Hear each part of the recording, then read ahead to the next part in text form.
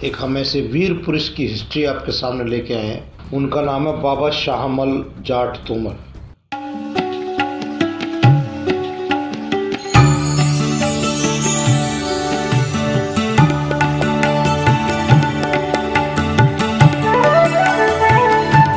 जय जाट। सभी जाट भाई और बहनों को नमस्कार। आज जो है एक हम ऐसे वीर पुरुष की हिस्ट्री आपके सामने लेके आए हैं जिन्होंने एक छोटे से किसान होते हुए भी अंग्रेज़ों से आज़ादी की लड़ाई लड़ी और पश्चिमी उत्तर प्रदेश में उनका बहुत बड़ा नाम है। उनका नाम है बाबा शाहमल जाट तोमर। बाबा शाहमल जो जाट तोमर है, ये बागपत ज़िले के में बिजनौर गांव के एक साधारण से किसान के घर इनका जो जन्म हुआ था और ये क्रांति की शुरुआत जो है ग्लो इन्होंने इस पूरे एरिया में जलाई थी, जो काफ़ी 3-4 साल तक चली थी। वे मेरठ और दिल्ली समेत आसपास के इलाकों में बेहद लोकप्रिय थे। मेरठ ज़िले के समस्त पश्चिमी उत्तर पश्चिमी भाग में अंग्रेज़ों के लिए काफ़ी खतरा थे, जो कि उनसे उस समय अंग्रेज़ भयभीत थे और उन्होंने कुछ एरिया को कुछ समय तक, देखो भाइयों बहनों, आज़ाद भी करा लिया था। अंग्रेजी हुकूमत से पहले यहाँ बेगम समरू राज्य करती थी। बेगम के राजस्व मंत्रियों ने यहाँ पर लोगों पर बहुत बड़े अन्याय किए थे और कर लगा रखे थे, परंतु उसके बाद जब अंग्रेज़ आए 1836 में, तो उन्होंने यहाँ एक प्रणाली अच्छी बनाई थी। अंग्रेज़ जो एक अधिकारी थे प्लाउड ने यहाँ ज़मीन की काउंटिंग कराई और एक पूरा सुचारू रूप से पूरी उनका जो लैंड रेवेन्यू मालगुजारी जो है स्थापित की। लेकिन उन्होंने एक गलती कर दी, उन्होंने उसकी जो मालगुजारी थी ना वो ज़्यादा बढ़ा दी एज कम्पेयर टू रेशो, जैसे कि कहते हैं 2/3 1/4 जो टैक्स जाना चाहिए उन्होंने 50% तक कर दिया। क्योंकि ये एरिया आप जानते हैं उपजाऊ ज़मीन है यहाँ की, बड़ौद की, शामली, बागपत की, तो किसान जो जाट किसान थे या सभी किसान भाई मेहनत करते थे, लेकिन जब ज़्यादा मालगुजारी देनी पड़ती दुख होता था। तो इस वजह से जितने भी किसान थे इस एरिए के वो मुख्य जो है खिलाफ थे अंग्रेज़ों की इस कर प्रणाली के उसमें। और यही वजह है कि जब 1857 की क्रांति हुई तो इस कर प्रणाली ने ही बीज बोया अशांति का उस समय के किसानों और अंग्रेज़ों की सरकार के लिए। शामल जो थे ये बिजरोल के थे भाइयों, जहाँ इनका जन्म हुआ था। इस गांव में 2 पट्टियाँ थी। एक पट्टी का जो है नेतृत्व शामल जी करते थे और बिजनौर के जो भागीदार थे उनके दूसरे थे, वे थे चौधरी शीशराम, और उन्होंने इस क्रांति में कोई भाग नहीं लिया। दूसरी में 4 पट्टी जो थोक थी गांव में, जैसे कि बताते हैं भाई पान्ने पट्टी बोलते हैं, इनकी थी। उन्होंने भी इनका साथ नहीं दिया था। इसलिए जब अंग्रेज़ों से शामल जी हार गए थे तो इनकी तो पूरी की पूरी ज़मीन कुड़क कर ली थी अंग्रेज़ों ने, लेकिन इनकी बाद में मतलब जब्त नहीं हो पाई थी। शामल की क्रांति प्रारंभ में स्थानीय स्तर पर थी, परंतु जैसे जैसे लोगों से मिले और उनकी बातें सुनी, उसके बाद इनके जो अगले बार थे बड़ौद के नंबरदार शौन सिंह, बुद्ध सिंह, जौहरी, चफरवाद जाट जो थे ये इनसे मिल गए थे। बदन और गुलाम जो थे ये इनके साथ शामिल हो गए। फिर बाद में इन्होंने एक अपनी जो लोगों की थी उसमें धीरे धीरे फौज के रूप में ही स्थापित कर लिया था। शामल जी जो थे इनके सिपह सालार थे भुगता और सज्जा सिंह। ये 2 बड़े गांव हैं, बावली और बड़ौद के पास ये 2 गांव हैं, बड़ौद और बावली, जिनकी संख्या अच्छी है तादाद में। और यही जो केंद्र बिंदु रहे शामल जी की गतिविधियों का। 10 मई को मेरठ से शुरू हुआ विद्रोह की लपटें जब यहाँ पर फैली, शामल ने जहानपुर के गुजरों के साथ लेकर बड़ौद तहसील पर चढ़ाई कर दी और जितना भी वहाँ डिपार्टमेंट था, खजाना था, रेवेन्यू था, उसको जब्त कर लिया, अपने मतलब कंट्रोल में ले लिया। ताकि वो अपनी फ़ौज का देख रेख और सब कर सकें। एक मतलब समझदारी का परिचय देते हुए बंजारा जो सौदागर थे कि लूट से खेती और उपज जो कम हुई थी उनकी, जो ये बंजारा यहाँ के बताते हैं कि लूट करते थे, खेती को जला देते थे या उजाड़ देते थे। मई और जून के आसपास जिन जिन की जो ज़मीन लूट ली गई थी बंजारा जो है इनकी बंजारा द्वारा, उनको इन्होंने एक अच्छे संचालक के रूप में भरपाई की किसानों को, तो इनसे इनकी एक अच्छी वाहवाही बन गई लोगों में कि भी ये जो है जिनको नुकसान होता है जैसे रेवेन्यू देते थे उनको। और जब ये उस समय के बहुत से क्रांतिकारी मेरठ जेल में बंद थे, इन्होंने जेल पे हमला करके वो सब छुड़ा के और अपनी फौज की ओर तादाद बढ़ाई। और साथ साथ जब इनका दिल्ली दरबार को पता लगा तो इन्हें सूबेदारी से नवाजा गया। सूबेदारी एक पोस्ट होती है, वो जो मुसलमान जो बादशाह देते थे उन्होंने। 12-13 मई को 1857 में शामल ने सर्वप्रथम साथी के साथ बंजारा व्यापारियों पर आक्रमण किया। क्यों? एक तो वो उनकी फसलें बर्बाद कर देते थे और उनको पैसे भी नहीं देते थे, और उनकी जो संपत्ति जो अपने कब्जे में लेके लोगों को मदद करी। बड़ौद तहसील पुलिस चौकी पे इन्होंने कब्जा कर लिया था और अपना सुचारू रूप से पूरी न्याय व्यवस्था और कानून व्यवस्था से राज्य का मतलब अपने लोगों की देखभाल करते थे। और जो दिल्ली में क्रांतिकारी थे लाल किले के अंदर बंद थे, जैसे कि आप जानते हो अंग्रेजों ने चारों तरफ से घेर रखा था, वो खाने की रसद वगैरह उनको पहुँचाते थे। क्रांति के प्रति अगाध प्रेम और समर्पण की भावना को देखते हुए इनको जो है, जैसे मैं पहले बताया, सूबेदार बनाया गया। शामल ने बिलोचपुरा की एक बलूची नबीब शख्स के पुत्र अल्हादिया को अपना दूत बनाकर दिल्ली भेजा, ताकि उसके नेतृत्व में उनकी तरफ से भी जो अंग्रेज लाल किले पे कब्जा करना चाहते थे 1857 में, वो लड़े और उनकी मदद करे। बागपत के थानेदार वजीर खान ने भी इसी उद्देश्य से सम्राट बहादुर शाह को अर्जी भेजी। बागपत के नूर खां के पुत्र मेहताब खान ने भी उनसे संपर्क किया, और इन सभी ने सिफारिश की बादशाह को कि भी शामल को आप जो है इस पूरे एरिए का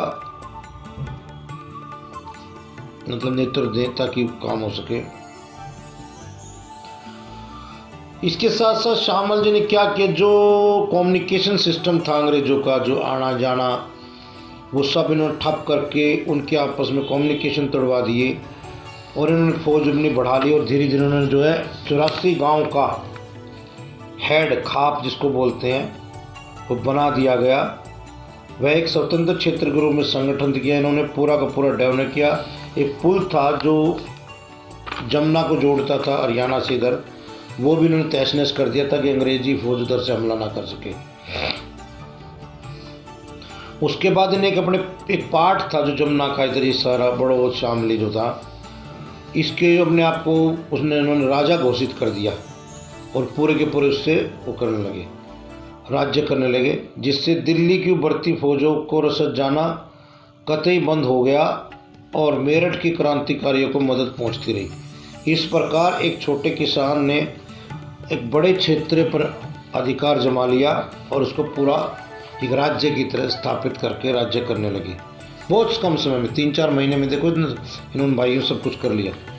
इनको खबर मिली कि कुछ अंग्रेज जिसमें हैविट, फॉरेस्ट, ग्रिमिर, वाटसन, कोरेट, कफ और थॉमस जो प्रमुख थे, और वहीं पर एक यूरोपियन फ्रांस थे जो कि बल्कि ये बेगम समारू थे, उनके दरबारी कवि भी थे, या मतलब दरबारी थे, उनको बताते थे। इसका पता इनको किसी ने छिपा रखा था। इसका पता चलते शामल ने नरपत सिंह और लाजराम जाट को के साथ फ्रांस और इन सबको पकड़ लिया था। कुछ भाग्य थे बच के दिल्ली की तरफ। फ्रांस को पकड़ के तो बल्कि बांध दिया उन्होंने और उसकी बताया पिटाई की गई।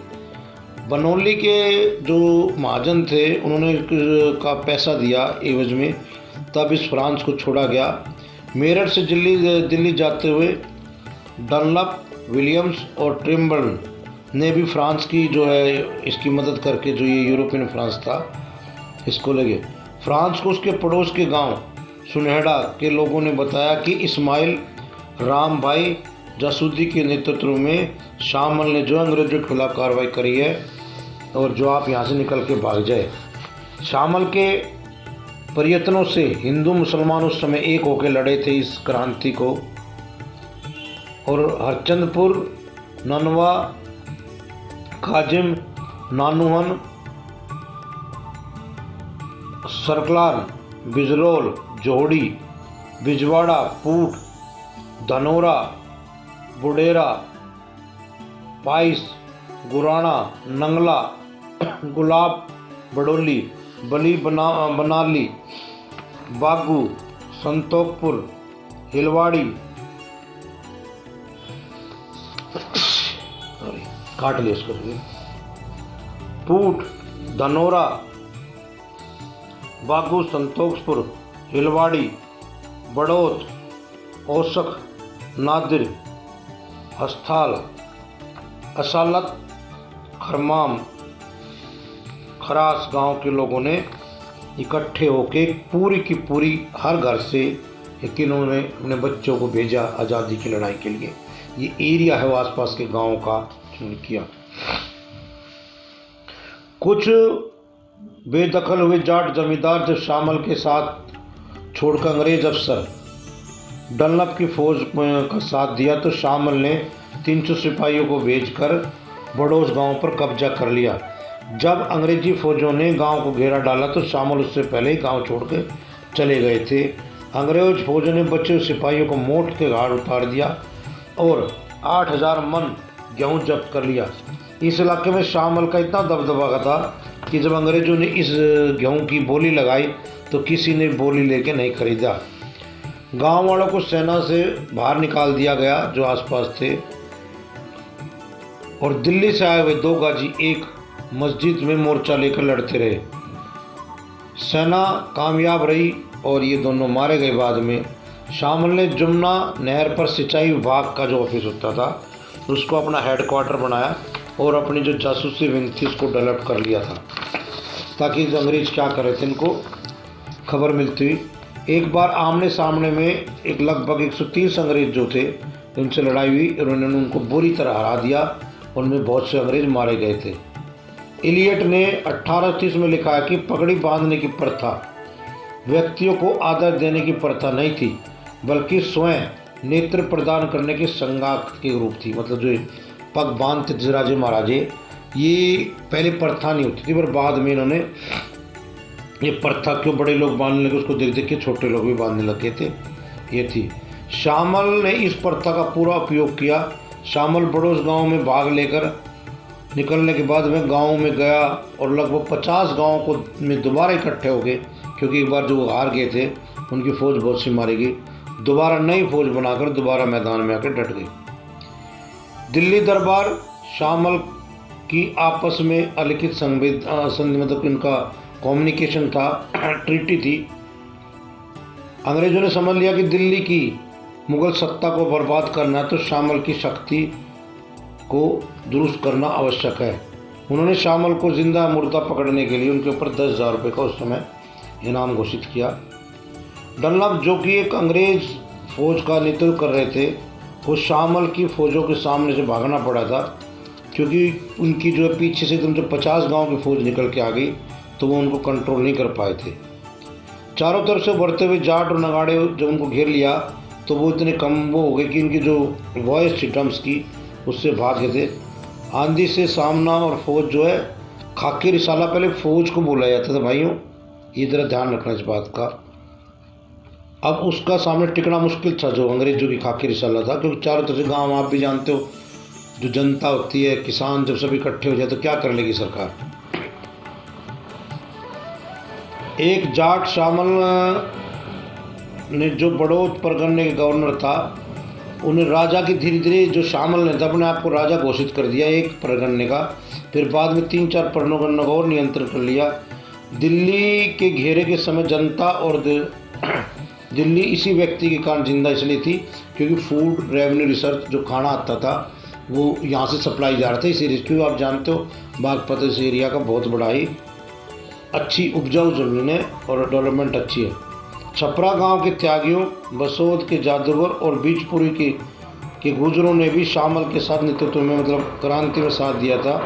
अमेरा के गुजरों ने बड़ौत और बागपत की लूट और एक महत्वपूर्ण पुल को नष्ट कर दिया, जो मैंने पहले बताया, ताकि अंग्रेज वहाँ से इन पर हमला ना कर सके। पीछे सिसोली के जाटों ने शामल का पूरी की पूरी मदद की।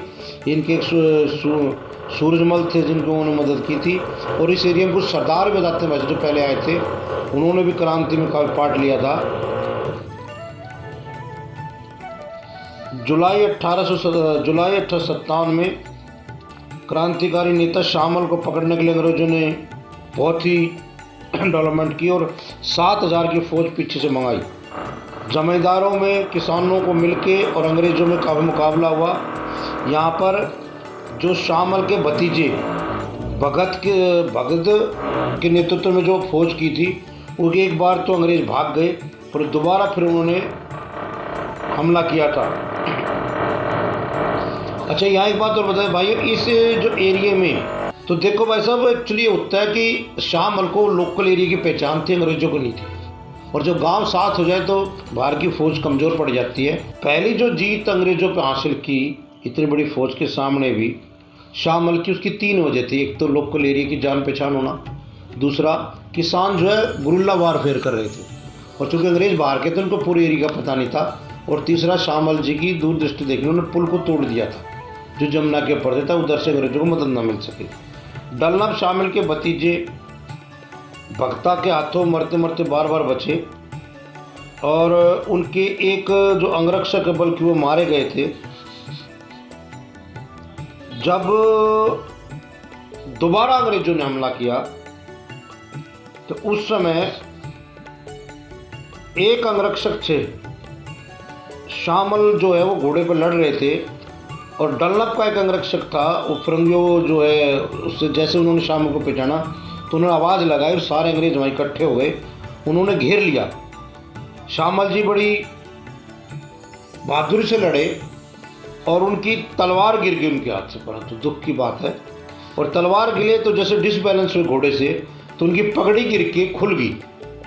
क्योंकि आप जानते हो घोड़ा पैर बार पैर लगाता है, तो देखिए दुर्भाग्य, देखिए उस पगड़ी को पैर जो है घोड़े के पैर में फंस गए, और तब तक वहाँ अंग्रेज काफ़ी आगे थे। उन्होंने शामल जी को वीरगति, वहाँ शामल जी ने वीरगति पाई, और देखिए उसके बाद भी अंग्रेज इतना डरते थे उनसे कि उनकी जो भय से शामल जी का शीश काट के एक भाले पे टांगा गया और पूरे एरिया में बार बार घुमाया गया। उनके 84 गाँव में और हर जगह घुमाते रहे, लेकिन आप जानते हो शामल जी इतने वीर थे, वो चाहे ना थे लेकिन उन्होंने लोगों के दिलों में अपना घर बना लिया था, और वो आज भी जिंदा हैं लोगों के दिलों में। जो जोत उन्होंने चलाई वो उनके आगे चल के उनके भतीजे जो थे उन्होंने उसको आगे बढ़ाया।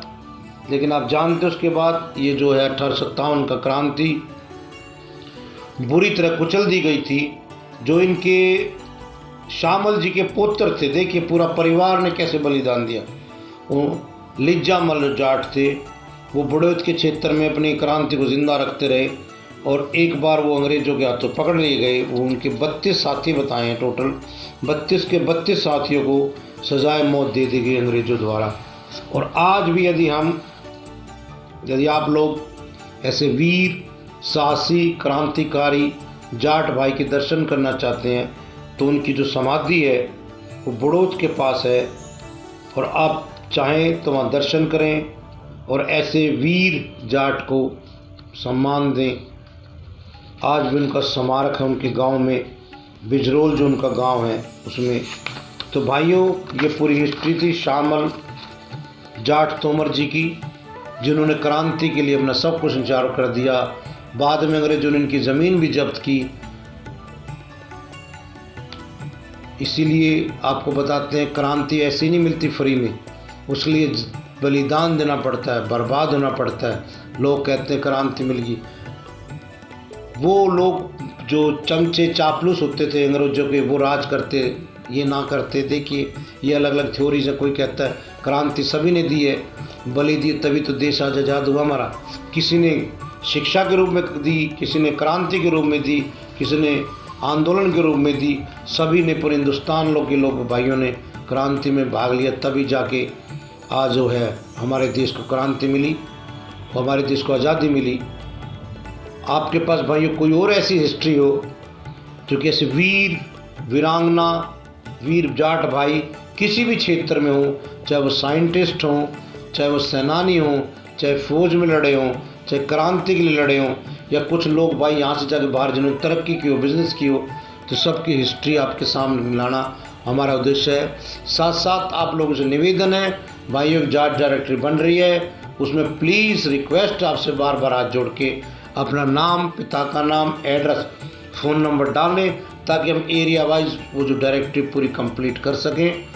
और यदि इसमें कोई त्रुटि रह गई हो तो क्षमा करें। साथ साथ हमें कमेंट करके बताएं आगे आप किस चीज़ का वीडियो चाहते हैं, और हम किस चीज़ के ऊपर रिसर्च करके आपके सामने वीडियो लाएं, किस गोत्र पे लाएं, किस गांव पे लाएं। साथ साथ ये भी आप लोगों से निवेदन है कि जो भी जाट भाई जिस भी गांव के प्रधान या नंबरदार हैं, हमें कमेंट अवश्य करें, ताकि अगली बार जब हम उस गांव का नाम बोलें तो उस प्रधान का नाम और उसके नंबरदार का नाम मैं अवश्य ही ले, ताकि हमारे भाइयों को पता लग सके ये नंबरदार थे, ये तहसीलदार थे, या ये MP हैं, MLA हैं, ताकि एक दूसरे को जानने में हमें आसानी रहे, हम मिलजुल के रहें सारे भाई।